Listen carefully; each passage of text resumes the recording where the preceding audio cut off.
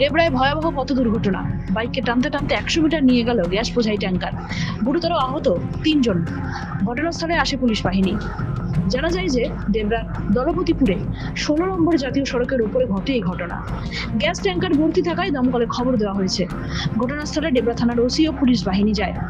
বেশ কিছুক্ষণের জন্য অবরুদ্ধ হয়ে পড়ে কলকাতা খড়গপুর 16 নম্বর জাতীয় সড়ক। ওই রং রুটে ফুলচা রেলে বেরিয়ে এসেছিল, যা রুটটা পশ্চিম থেকে পাস করছে ছোট গাড়ি একটা এলো। ছোট গাড়িটা যা পাস করেছে, ছোট গাড়িটা চলে যাওয়ার পরে এই ট্যাঙ্কারটা বুঝতে পারেনি কি ছোট গাড়ির সাইডে মোটর সাইকেল আছে। এবারে এ মুখে করে জ্বালিয়ে নিচ্ছে, দুজন ছিটকে পড়ছে, একজনের ঠ্যাঙের উপরে গেছে, আর মোটর সাইকেল এই টাকার ফেসে দিয়ে ওই গাড়ি টেনে নিয়ে এসছে এখানে। আর ওরা দুজন পড়েছিল, আমরা হাত ধরে গাড়ি দাঁড় করছি, চিল্লানো করে লোকজন জড়ো করছে। কোন দিক থেকে আসছিল ট্যাঙ্কারটা? ট্যাঙ্কারটা এসেছিল ওই পূর্ব দিকে, কলকাতার দিকে এসেছিল, খড়গপুরের দিকে যাচ্ছে, ওই দিকে এসেছিল।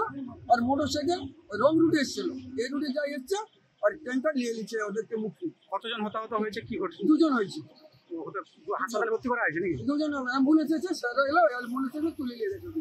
এখন পরিস্থিতি কি? এখন পরিস্থিতি ওদের আমি বলতে পারছি না, যেহেতু হাসপাতালে নিয়ে গেছি, ওদের পরিস্থিতি আমি বলতে পারছি নাম ঠিকানা জানা গিয়েছে? না, নেই, কোনো খোঁজ পাইনি আমরা।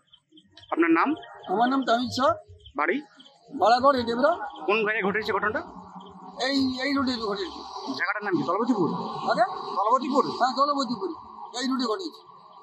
পশ্চিম মেদিনীপুর থেকে নিজস্ব প্রতিনিধির রিপোর্ট, এএনএম নিউজ। আরও খবরের আপডেট পেতে সাবস্ক্রাইব করুন আমাদের ইউটিউব চ্যানেলটি আর বেল আইকনে ক্লিক করুন নোটিফিকেশনস পেতে।